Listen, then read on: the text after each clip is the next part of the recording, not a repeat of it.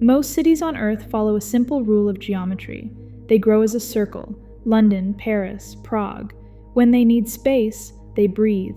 They expand radially in every direction. But in the Alps, gravity and stone dictate a different shape.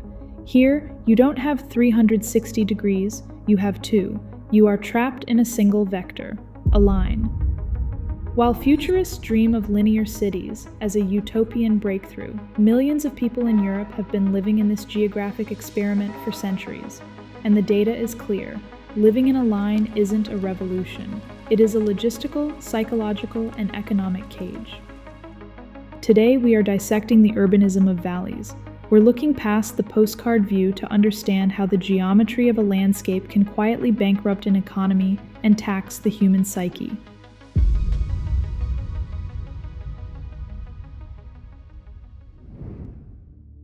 To understand the crisis, we have to start with first principles, the mathematics of space. In a standard city, think of Berlin, Dallas, or Prague, urban planning is roughly two-dimensional. If the city center gets too expensive, the city breathes. It expands radially. The formula is simple: area equals pi r squared. As you move away from the center, the available land increases exponentially.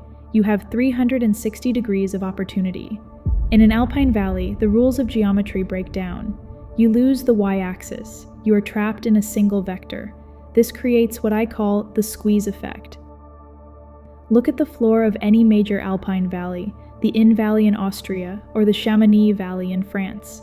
In a strip of land often less than 500 meters wide, you have to fit 5 competing giants of civilization. 1. The river, which was there first and dictates the lowest point. 2.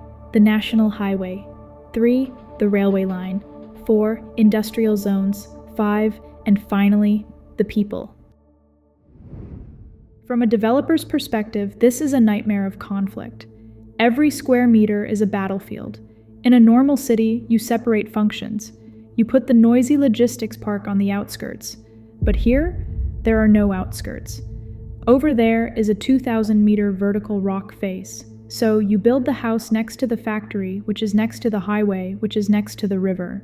This leads to a phenomenon rarely discussed in travel brochures: the acoustic trap. In a flat city, sound dissipates into the atmosphere. In a U-shaped valley, sound waves from trucks and trains bounce off the rock walls. The valley acts as a giant amplifier. It is an echo chamber of industrial noise that you cannot escape, no matter how much you pay for your property. Then there is the cost of existence. We rarely think about how easy the ground is. But if I want to build a road in Texas, I pour asphalt on flat dirt. The cost is linear. If I want to build a road in the Swiss Alps, I am fighting gravity every single meter. Infrastructure costs in these regions aren't just higher, they are exponential. You aren't just paying for materials, you are paying for the privilege of not dying. Avalanche galleries, retaining walls, heating systems for bridges to prevent ice, drainage for glacial meltwater. Tunnels here aren't optional features. They are the expensive entry fee for civilization. This creates a massive economic distortion. The cost per capita to maintain a citizen in the mountains is significantly higher than in the plains. Who pays for this? Usually, it's heavily subsidized by the state. Without massive government transfers, the real economy of many Alpine regions is mathematically insolvent. We have built some of the most sophisticated engineering marvels in human history, like the Gotthard Base Tunnel, just to overcome this geometry. We have conquered the stone, but the bill is due every single year in maintenance costs. It is a defensive economy, constantly spending money just to keep the roads open against nature's attempt to close them. But the physical squeeze and the financial cost are only the visible parts of the problem. There is a hidden tax that doesn't show up on a balance sheet, but it shows up in the mental health of the residents. Let's talk about the shadow tax. In real estate, we usually price location based on accessibility or square footage. In deep valleys, the most valuable currency is sunlight. Take the town of Viganella in Italy. It is located at the bottom of such a deep trough that for 83 days every winter, the sun simply does not clear the surrounding peaks. The town was plunged into a medieval darkness for 3 months straight every single year.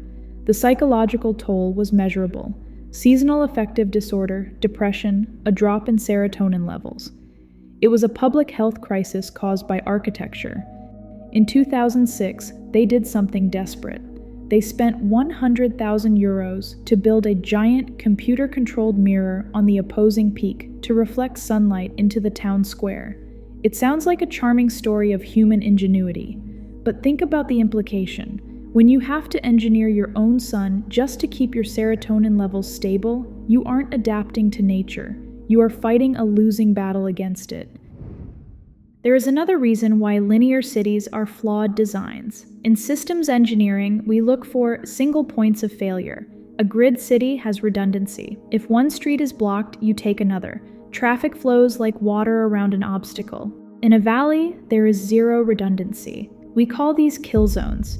Because you only have one road and one rail line squeezed into that narrow strip, the system is incredibly fragile. A single landslide, a single avalanche, or a river bursting its banks, and the entire supply chain snaps. The town is cut off, no ambulances go out, no food comes in. I remember driving through the Swiss passes and realizing we haven't conquered these mountains, we have just negotiated a temporary truce, and the mountains can break that truce whenever they want. From a strategic standpoint, this makes the Alpine economy volatile.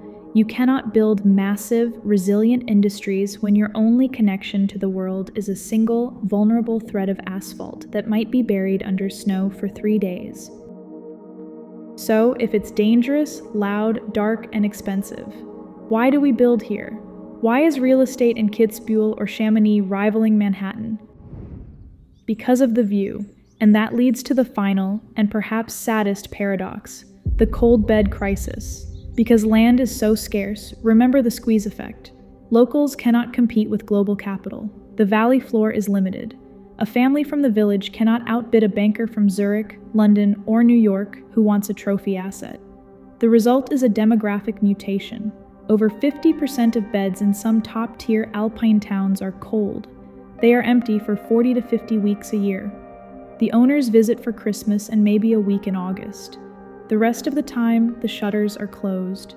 The valley becomes a museum, visually stunning but functionally dead. The bakery closes because it can't survive on 2 weeks of business. The school closes because there are no children left, only transient tourists.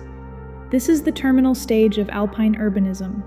The landscape is so valuable that it destroys the community that created it. It becomes a theme park for the rich, serviced by commuters who can no longer afford to live inside the gates. We love the mountains because they remind us of nature's power. They make us feel small, but looking at them through the lens of urban planning teaches us a sober lesson.